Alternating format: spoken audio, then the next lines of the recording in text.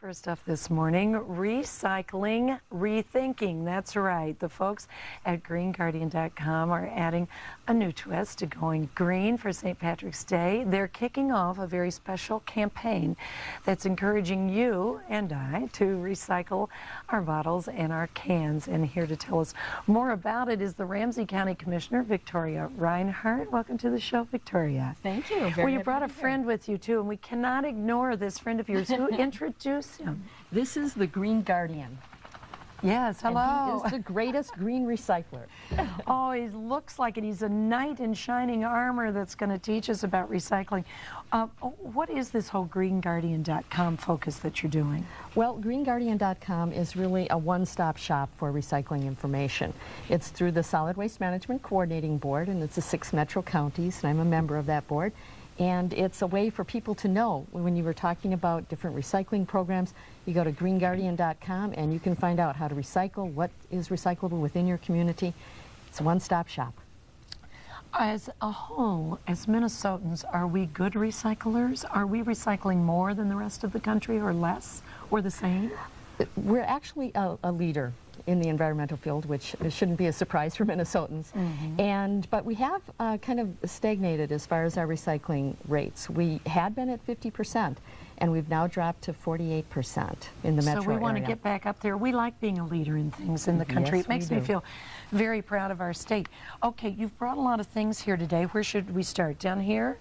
What's this all about? Well, what we have here is the idea behind Kiss Me, I Recycle and being green, not just on St. Patrick's Day, but every day of the year, is that you can recycle a lot more probably than you think you can. Oh, good. And it's recycling is for every room in the house. And so what we've done is we've kind of set this out so that you can see what can be recycled by room. And what, at this point, we're not recycling yet. Let's go through some of these things, because our first room, not yet recyclable. Yes. All of these things? Well, actually, the things right here, things like... This is just decor. Yes, that's true. That's a shamrock in honor of St. Patrick's Day. And so things like the yogurt tubs, microwavable plastic, the plastic Ziploc bags, plastic bags themselves, shopping bags are recyclable. But those are the things that at this point we can't recycle. And this is another microwave or takeout sort of from the deli kind of thing, something you might get from the grocery. Now, what about these? These are from the laundry room. And again, all you really need to do is you need to look for on the bottom the little recycling symbol. I don't know if they can Let's get hold quite it to this camera. Yes. And if it has a 1 or a 2 in it, it is recyclable. Okay. And so basically, if you look at bottles that have a neck, look for the 1 or 2, and you can recycle those. And that's usually been my rule of thumb, is a bottle with a neck. I must have read that somewhere along the way. Okay. Now, do these have necks? What are these? These are from the bathroom.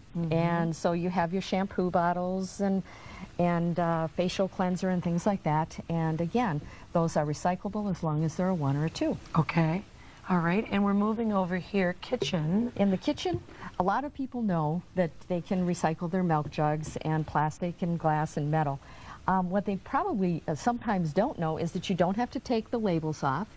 Oh, so if you're doing a can, yes, just like rinse it out. Just rinse it, and we can leave our labels on. That's nice to know. That makes it a lot easier. Okay. That it does. All right. And last but not least, because this campaign is really focusing on cans and bottles, beverage containers, and so forth. We put those out for the office, but obviously within an office, paper is the biggest item that can be recycled within an office. Do we still need to sort our newspapers from our grocery sacks, from our writing paper or computer paper? That depends on the program. In some cases, there's a lot of cities that have gone to 1 bag of recyclables and it's taken care of at the recycling facility. In other cases, they have 1 or 2 sorts. So that was one of my questions. It does seem, I know from state to state they have different requirements, from county to county, or is it city to city in Minnesota there are different requirements? It's really city to city. They have different opportunities for recycling and getting rid of large things and smaller things from the curb as well. Let's talk about cardboard a minute, because we were discussing this morning in our office the famed cardboard